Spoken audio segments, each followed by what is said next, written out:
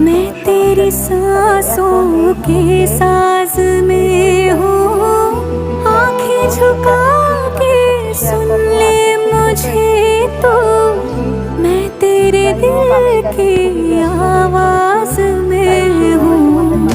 तू हौसला है, तू है इरादा, आधी मैं तुझ में, मुझ में तो आधा। তো এটাই ছিল আজকে তোমাদের সাথে ছোট্ট একটি ভিডিও।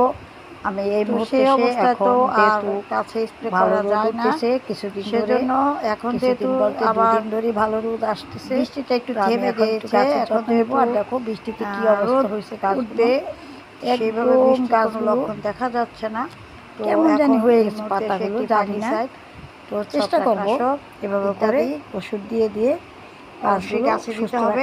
আর কীটনাশক একটাবার চেষ্টা করে দেখতে পারো যদি এরকম বৃষ্টির পর তো অবশ্যই ভালো গাছ থাকলেও তোমাদের ফাঙ্গিসাইড ছত্রাকনাশক স্প্রে করতেই হবে, সেটা তোমার হাতের কাছে যাইটা আছে সেটা দিয়েই। আর বাটিমেঘটা খুব কাজে আসে, আর হলুদ চুলার ছাই এগুলো খুবই কাজে আসে, সময় মতো ফুল দিবে, মরিচ টিকবে। আর অবশ্যই মরিচ গাছের অনেক এই বিষয়ে অনেক ট্রিটমেন্ট আছে, সেটা যাই হোক।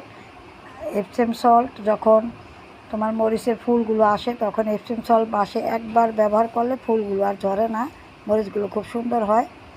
তো এইভাবেই আমি যত্নগুলো করতে থাকবো, দেখি ইনশাল্লাহ আল্লাহ পাক কী করে আমার মরিচ গাছগুলো আমি যদি আবার সুস্থ পর্যায়ে নিয়ে আসতে পারি।